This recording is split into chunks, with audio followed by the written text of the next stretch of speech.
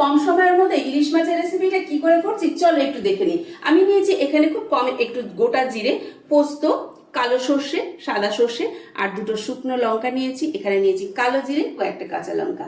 এই মশলাটা আমি একটু শিলে বেটে নেব। ইলিশ মাছটা আজকে কিন্তু সর্ষের তেল দিয়েই করব। আমি সবসময়তেই ইলিশ মাছ সর্ষের তেল দিয়েই করি, টেস্টটা খুব ভালো আনার জন্য সর্ষের তেল দিয়ে নেব। তেল গরম হয়ে গেছে, এবার কালো জিরে দিয়ে নেব। কালো জিরেটা দিয়ে একটু নেড়ে নিলাম, খুব সুন্দর একটা স্মেল বার হয়েছে। এবার এই বেটে রাখা মশলাটা তেলে দিয়ে দেব। একটু মশলাটা নাড়াচাড়া করে নেব। এর সঙ্গে কালারের জন্য আমি একটু রেড চিলি পাউডার নিয়েছি, একটু সামান্য হলুদ আর লবণ, এটাও কিন্তু দিয়ে দেব। মাছে নুন হলুদ মাখানো আছে, সেটা মাথায় রাখতে হবে। ইলিশ মাছ কিন্তু বেশিক্ষণ ধরে যে রান্না করতে হয় তা নয়, খুব কম সময়ের মধ্যেই হয়ে যায়। আর এই রেসিপিটা তো আরো তাড়াতাড়ি হয়ে যাবে।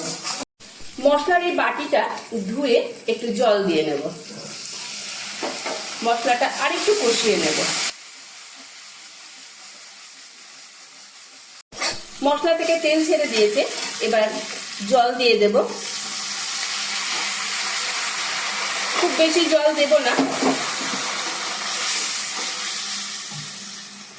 এর মধ্যে এবার মাছগুলো দিয়ে দেব।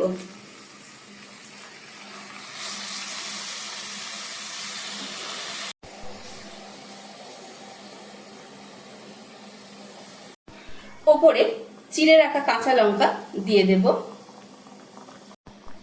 এবার ঢাকা দিয়ে দেব, আর ঢাকাটা দিয়ে একদম লো টু মিডিয়াম স্টিমে কিছুক্ষণের জন্য রেখে দেব। খুব সুন্দর স্মেল বার হচ্ছে। আর এদিকে আমার দেখো ইলিশ মাছ পুরো রেডি হয়ে গেছে রান্না করা। এবার গ্যাসটাকে অফ করে দিলাম।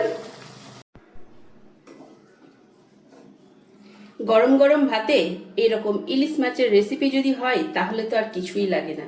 আমিও কিন্তু আজকে এরকম গরম ভাত করে নিয়েছি, আর সঙ্গে নিয়ে নিয়েছি ইলিশ মাছ।